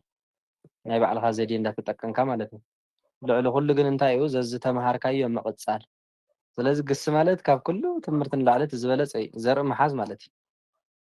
ራእዩ ኣብ ግሲ ክበፅሕ እንከሎ ኩሎም ሙሉቕ ሙሉቕ ይብሉ ግን ጥቕሙ ዝተረድአ ሰብ እዩ ጥራይ ዘብል ዝፈልጦ ግሲ እንድሕር ተፈሊጡ ካልእ ዘብል ነገር ኣይኮነን ካልኣይ ከዓ ሕንጠጥ እንዳበልኩም ክነገረኩም እንከሎ ኣፍታ ወረቐት እዚኣ እዚኣ ማለት እዚኣ እዚኣ ማለት እያ ክትበሃሉ ከለኹም ፅሕፍ ፅሕፍ እንዳበልኩም ትኸዱ ኣብ መጨረሻ ኣብ ካልኣይ ግዜ ክንምለሶ ከለና በቃ ሙሉእ ብሙሉእ ይሰርፅ ኣሎ ማለት እዩ ብድሕሪኡ ንመምህርና ዝኸውን ደረጃ ትሕዙ ኣለኹ እና ዋና መፍትሒ እሱ ምቕፃል እዩ እዚ ዋላ ሓንቲ ስታይ ዘድልዮ ኣይኮነን የድን ከ እንታይ ምስ ዘመዘር ግዲና ክነፅንዕ ዘለና ወይስ ኩሉዎ ኩሉ እምበር ተሸምዱ ቃልኩም እንታይ እሞ እንታይ ግሲ ቀሊል ካብ ግሲ ዝቀልል ነገር የለን ክሳብ ባይዲ ቅፅሉ ገለ ተመሳሳሊ እዩ ኩሉ ዘመድ ዘር ተዘይሒዝካ ዳ ምንታይ ኣፅኒዕካ ክትበሃል ስለዚ ቀተለ እንድሕር ዳ ኢልካሲ ቀተለ ይቀትል ይቅትል ይቅትል ኣጋስሳት ስልቲ ተረዲእካ ኣሎ ስለዚ ኣብ ቀተለ ዘሎ ባኢድ ዘር ይኹን ጥሬ ዘር ይኹን ዘመድ ዘር ይኹን ምእላድ ይኹን ጥሬ ምእላድ ይኹን እዙይ እንድሕር ዘይተፀኒዑ ዳ እንታይ ዋጋ ኣለዎ ክፅናዕ እንከሎ ከዓ ዘመድ ዘር ምዃኑ ጥሬ ዘር ምዃኑ ጥራይ ዘይኮነ ምስ ትርጉሙ እንዚ ሕጂ እንዳበልናዮ ንኸይድ ዘለና ከብል ኣለዎ ስለዚ መጀመርያ ሓደ ተምሃሪ ግሲ ከፅንዕ እንከሎ ርእሲ ርእሰን ጥራይ የፅንዕ ማለት እዩ ቀተለ ገደለ ኣእመረ ኣወቀ ኣፍቀረ ወደደ ንመዓልቲ 11 ግሲ ባዕልኩም እንዳፅናዕኩም ትኸዱ ማለት እዩ ርእሲ ርእሰን ጥራይ እታ ግእዛን እታ ኣማርኛን ማለት እዩ እታ ግእዛን እታ ትግርኛን ትሕዙ ካብኡ እዚ ግን ብስነ ስርዓት ብወንበር ስለ ትመሃርዎ ዘለኹም ኣብቲ ውሽጢ ዘሎ ዘመድ ዘር ይኹን ጥሬ ዘር ከዓ ያው መሓስ ምሽምዳድ ዝበዝሕ እንድሕር ሃልዩ ይቐንሰልና እንዳበልኩም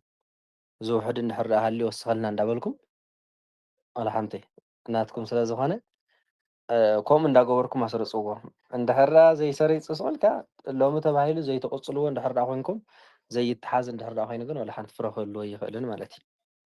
እና ስለዚ እታ መፍትሒት ዝብላ እንታይ ኣነ እታ ቅፀላ ክትቅፀል ክትክእል ኣለዋ ካልኣይ ከዓ ዋላ ካልእ እንተተረፈት ዘመድ ዘሩ ጥሬ ዘሩ ከም ዝትብሎ ዘለካ እንተተረፈ ካብሃ ጀሚርኩም ክሳፈ ዘሎ ግስታት በቓልካ ክሽምድድ ክኽእል ኣለዎ በቓልካስ ክትሓዝ ክኽእል ኣለዎ ማለት እዩ ኣብኡ በቓል ዝተታሕዘ ደጊንካ ብመምህር ክትመሃሮ ከለካ ያው ይሰርፀልካ እዩ ዝጠፍእ ነገር ኣይኮነን እና ከምኡ ግበሩ እዚኣ እታ ምክሪ ዋላ ሓንቲ ግልፂ እያ ምንም ምክሪ ተድልያካ ኣይኮነትን ምክረብካ ዘይኮነ ግን እንተቐፂልካ ተቓል እግዚኣብሔር ይሰርፀልካ ምዃኑስ ዘይፈልጥ የለን ስለታይ ካሊእ ምስጢር ከይህሎ ተፅኒዕካ ኩሉ ዝተሓዝ ግን ካብ ዝናብስታይ ካብ መምህርካ ከምዚ ኣተሓሕዛ ስልቲ ወይ ከዓ ዘይኮነስ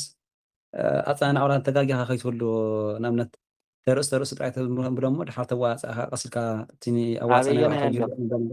እስኪ ኺደ ብዝኾነ ጉባኤ ስላሴ እንዳነገረስስ ግሲ ከምዚ ገይሩ ዝተምሃረ ሰብ እኮ የለን ከምቲ ዝበልካዮ ቃል ብቃል እዩ ዝመሃር ተረዲእካ ንኩሉ ሰብ ንስኹም ግን ሙሉእ ትመሃሩ ኣለኹም ማለት እዩ ብስላሴ ኮይንካሲ ክሳብ ናይ እንትን ዋላ ብቃልካ ይተሓዞ እምበር ዘዲኡ ጥበቡ ተረዲእካ ኣሎ ክሳብ ናይ ኣግሲ ማለት እዩ ተማሂርካ የለካ ወንበር ትሕት ካለኻ እዚ ሓደ ዓብይ ጸጋይ ማለት እዩ ትጸጋእ እንታይ መስለካ ኣብ ስላሴ ኮይንካ ከምዚ ዝሓስካሲ ኣብ መወድስ ምስ በጻሕኩ ብጣነ መገር ምስ በጻሕኩ እውን ካልእ ክቕጽል እየ ዝብል እምነት ምክንያቱ ዛናትካ ዘይረኽብዎ ብዙሓት ኣለዉ ሕጂ እታ ዋና ነገራ ግን ታግሲ ብደንብ ፈትፊትካ ንመሓዝ እንድሕር ደኣ ተደልያ በቃ ጠቕለላ ብሓንጎልካ ክሽምድድ ክኽእል ኣለዎ እዩ ክጽናዕ ክኽእል ኣለዎ ምስ ምስክሩ እዚ ማለት እኮ ከምዚ ማለት እዩ ማንም ሰብ ዝረትዐካ የለን ተረዲሃኒ እንድሕር ደኣ ብቓልካ ብመፅሓፍ ኣቢልካ እንድሕር ደኣ መሳኺርካ መፂኻ ንዓይ እውን ክትረትዕኒ ትኽእል ኢኻ እዚኣ እኮ እዚኣ ትብል እያ እዚኣ እኮ እዚኣ ትብል እያ ንኣብነት ብምስክር ቅኔ ከተምፅእ ከለኻ ኣብዚኣ እኮ ከምዚኣ ትብለላ እዚኣ እኮ ከምዚኣ ትብለላ ኢልካ ተብል ኩሉ ግዜ ብመፅሓፍ እንዳረኣኻ እንድሕር ደኣ ኮይኑ ግን ብዙሕ እንትን ኣይኮነ ኣብ ግዜ ምምሃር ወብመፅሓፍ ዝሸምደድካየ ነገር ከዓ ንበይንኻ ከዓ ምድጋም ማለት እዩ ስራሕ እንዳስራሕካ ከለኻ እተን ቃላት ምድግጋም ስለዚ እዛ ናይ ያሬድ ግስ ከዓ ንእሽተይ ግስ ስለ ዝኾነት ድሮ እንዳወዳእናይ ናብቲ ፍርቂ ሰብፂሕናዮ ኣለና እዚኣ ውድእ ምስ ኣበልና ከዓ ካልኣይ ግዜ ክንምለሶ ኢና ንብድሕሪ ሕጂ ዘሎ እውን ዘዴታቱ ኣፀናንዕዎ ዘሎ ብከምዚ ዝጀመርናዮ መንገዲ ኢና ሕጂ ክንውድኦ ብዝጀመርናዮ መንገዲ ክንውድኦ ኢና ንስኻትኩም ከዓ እቲ ዝጠቅም ይጠቅም ዝበልኩሞ እንዳፀሓፍኩም ተብሉ እሞ ብድሕሪ ተመሊስኩም ክትቅፅሉ ከለኹም ይጠቕመኩም ካልኣይ ከዓ እዚ ሪከርድ ዝቕዳሕ ዘሎ ከዓ እስኹም ተዘይሰሚዕኹም መን እዩ ክሰምዖ ስምዕዎ ኩሉ ግዜ እንዳገበርኩም ክተስርፅዎ ክትፍትኑ ክትክእሉ ኣለኩም ዝብል ሓሳብ እዩ ዘለኒ በዓል መንክር ከዓ ኩልኹም ተረዲእኩም ስለ ዘለቲ መንገዲ ታራ ፈለጥቲ ዘይኮነስ ናብ ዝለዓለ ደረጃ በፂሕኩም ናይ ባዕልኹም ጉባኤ ተኺልኩም ተምህሩሉ ደረጃ ንምብቃዕ ተሓተቲ ኢና ፅባሕ ንጎስ ተሓተትናያ ክንምልስ ኣለና እንድሕር ደኣ ዝብል ዕላማን ሓሳብን እንድሕር ደኣ ሃሊኻ ብደንቢ ክጽናዕ ክኽእል ኣለዎ ብደንቢ ክጽናዕ ክኽእል ኣለዎ ኣነ ዝሓተትኩምኒ ንምምላስ ንድሕሪት ኣይብልን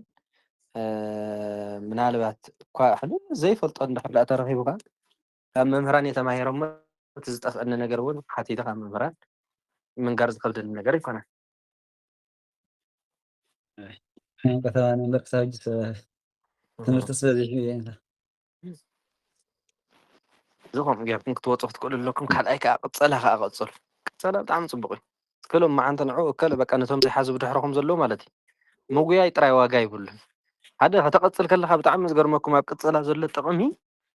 ብዘቐፀልካዮ መጠን ቃል እግዚኣብሔር ብጣዕሚ ይሰርፀልካ ካልኣይ ከዓ በረኸት እውን ኣለዎ ማለት እዩ ነቲ ዘይፈለጠ ከተፈልጥ እንከላ ምሳኣ ከዓ ዋጋ ኣላታ ኣብታ ቅፅል ሕጂ ቁፅር ኣቢልኩም ትምህርቲ ውድእ ምስ ኣበልና ነቶም ሓደሽቲ ነቶም ብድሕሪኹም ዘለዉ ከዓ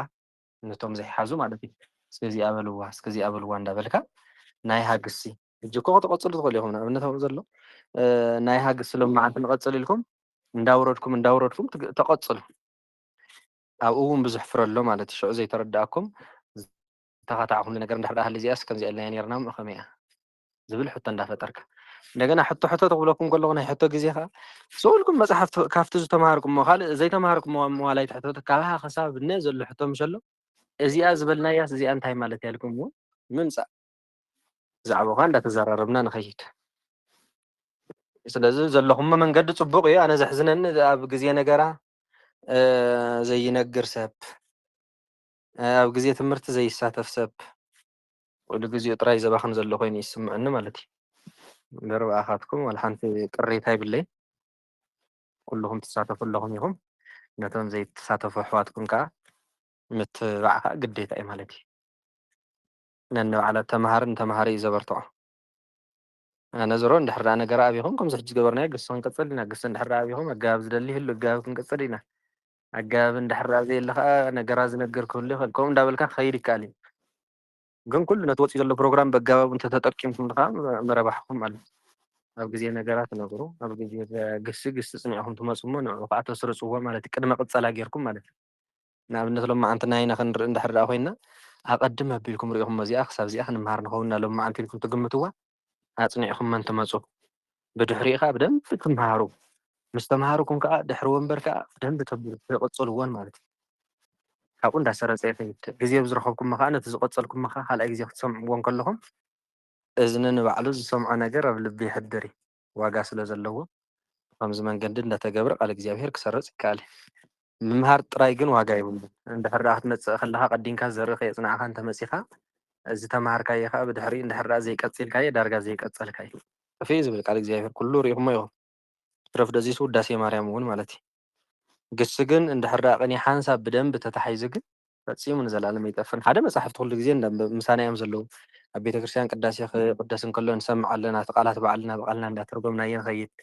ወንጌላት ክንበቡ እንከለዉ ንሰምዕ ኣለና ንዑ እንዳበልና እያ ንኸይድ ዳዊት ክንደግም እንከለና ጸሎት ክንገብር እንከለና ባዕልና እንዳተርጎምና እየ ንባቡን ትርጓሜኡን እንዳተረደእና ይኸይድ ምዝ እንዳገበረ ቃል እግዚአብሔር ይሰርጸልካ ማለት እሺ ቦ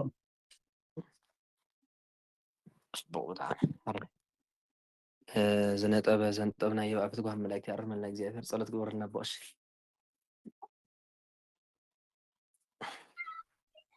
ቃል ተስማዕና እንተ አሜን ናዓሚቕና እንዳለ ወልቶ ይብርታዕ ለና እንደ ሓሚቕና ኢና መርስኹም ግባኩም ትገብርለኹም ብሓቂ ኣይኮነ እንዳሓነ ንበዓል መንክር ከዓ ክንመልሶም እዮም እሶም እዮም ዝነፍዑ ዘለዉ ሽኩል ሽኩል ይብሉ ኣለዉ ይቕልጥፉ ኣለዉ ብትኽክል በቃ ክቡርን መንክርን ተታሒዞም እዮም ዘለዉ ብዘይከል ዓለም ዋላ ባዕሉ በቐሹ እንዳሓን ኢኹም ድሕር ኢልኩም ስለ ዝጀመርኩም ተዘይኮይኑ ንሳቶም ተታሒዞም ኣለዉ ብጣዕሚ ፅቡቅ ተታሒዞም ኣለዉ ናብኦም ቅርብ ምባል ከዓ ግዴታ እዩ ብሓባር ከምዚ ሕጂ ክንብሎ ፀናሕና ሶም እውን ናይ ምቕፃል ግዴታ ኣለዎም ንስኻትኩም እውን ነቶም ቅድሚኹም ዘለዉ ናይ ምሕታት ግዴታ ኣለኩም ነነ ትኽክል ኣሎ ኣሎ ሶም እውን ብዓቕሞም ብሓቂ ይብሉና እዮም ንሕና ኢና ንተዓሽ ሕማቕ እዩ ካልእ ኣይኮነን ካልኦት ናብራ ገለ ቁርብተይ ናይ ተዓዲ ሂወት ብርታዓካ እዩ ካልኣይ ኦረዲ ኣረ ይብርትዑ ፕሮግራም እንተ የርዳእና ይኮብ ስራሕ ኮንካ ዝነበርናየን ስለ ዝኾነ ሲ ግን ዝሐጉሰካ ነገር ኣብ ደገ ዘሎ ሰብ ፕሮግራም ኢሉ ንዝሓዞ ነገር ኣፅፈፍ ከበል ይኽእል እዩ ዋና ነገር ምስታፉ እዩ እምበር ዝከብድ ነገር የብሉ ዋላ እንዳስራሕካ ቀኒኻ ድሓን ብሩኽ ትምህርቲ እዩ ምምርማር ስኦልካ ምስ ሓንጎልካ ምምርማር ዳኣሉ እምበር ጮሆት ወይ ዜማ ኣይኮነን ፍልይ ስለ ዝብል እንደ ሓደ ግዜ ከምዚ ክሳ ይኮነካ በቃ እንታይ ከምዚ ኢልካስ እንታ ከመይ ገይሮም ኣብዚ በፂሖም ኢና ንብሎም ዘለና ከም በዓል መንክር እወ ሕጂ ከምኡ እዩ ሕጂ ካልኣይ ግዜ ምስ ተመለስና ግን ከም ብሓድሽ ክንምለሶ ከለና ነቲ ግሲ ነጋባብን ክንደግሞ እንዲና ድግም ከብል እንከሎ ከዓ ርአይ ንዓኻትኩም ግልፂ እንዳኾነ ይኸይድ ማለት እዩ ነቶም ሓደሽቲ ከዓ ጌር እንዳበቅኩም ናይ ትምህርቲ ባህሪ ሕጂ ግን እንዳሰማዕኹሞ እንድሕር ፀኒሕኩም ግን ቀሊል ነገር ኣይኮነ እንድሕራይ ካልኣይ ግዜ ክድገም እንከሎ ግሲ ሓንሳብ እንድሕር ደጊምናዮ ዋላ ስቕታት ወሲኽና ዲ ፕሮግራም ኣጠዓይምና ውስኽ እንድሕር ቀልጥፈ ቀልጥፈ ቢልናዮ ካብኡ እንዳሰረፀ ክኸይድ ሕጂ ግን ዞሮ ዞሮ ንዓኣቶም ነቶም ቀዳሞት ኢና ንርኢ ዘለና ንስኻትኩም ከኣብሎ ያው ኣብታ ናይ ሓደሽቲ ጀሚሮማ ዘለዉ ከዓ እንተጥዒማ እተው ወዳንተ ሪከርድ ገለሰም ኣለኹም ሰዓታት ዘይጥዒሙ ከዓ ታሪክ ከርዲ ማለት እዩ ከርዲ ይቕዳሕ ስለ ዘሎ ሪከርዲ ስምዕዎ በቃ ኩሉ ዝሓለፈ ቅንየት ዘርፈ ቅንየታት እውን እሱ እንዳሰማዕኩም እንዳቐፀልኩም ከምኡ እንዳተገብረ እዩ ክትሓዝ ዝኽእል እዛ ሪከርድ ግን ምስቲ ዳራረበኩም ኣሎ መስለኒ ኣይስደድን ኣለኹም ናይ ቀደም ናይዞም ሓደሽቲ ኣብዛ ጉሩብሳ ይርስዕ ኣለኹ መስለኒ ከም ኣበሉ ንኩሉ ግዜ ውድእ ምስ ኣበልኩ ኣዘክሩኒ ቀጥታ ንዓኹም ኣብዚ ኣብታ ጉሩብ ቀጥታ ይሰዳም እዚኣ ማለት እዩ ሚበዝሁ ዜማ ልክዕ ናይ ዋዜማ ኣይሰደድኩማን ኣሎ ኦኬ ትክክል ሓቅኹም ሳ ክርስዓ ይኽእል እየ ወስቑ ኢለ እንዳፀዓንኩ ፍቲ ዩቱብ ስለ ዘእትዎ ዘለኹ ወዲያው በብዕለቱ ዘክርኒ ሕጂ ሎም ማዓንቲ ክሰደልኩም እየ ብግሊ ናብ ዝጉሩብ ማለት እዩ ናብ ባዕልኹም ኣራይ እሺ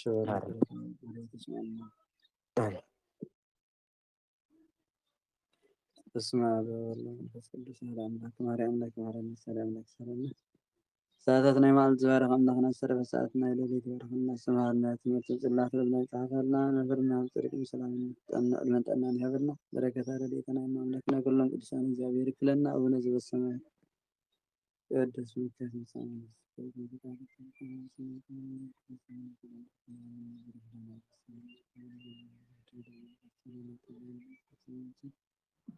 الله أرنا ولهنا كل أفكار ذات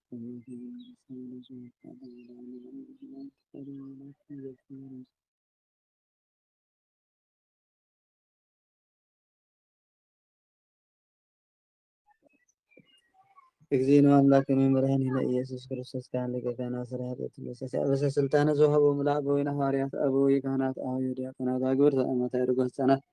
ፍኖታነ ንጹሐን ዝለዋሉ ለመንግሥተ ሰማያት እግዚኦ መሐረነ ክርስቶስ እግዚኦ መሐረነ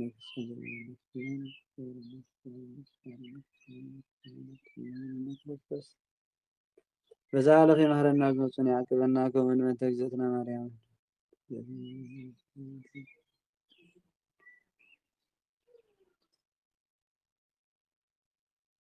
መሐረነ ክርስቶስ ቤተሰብ يفتي بقاش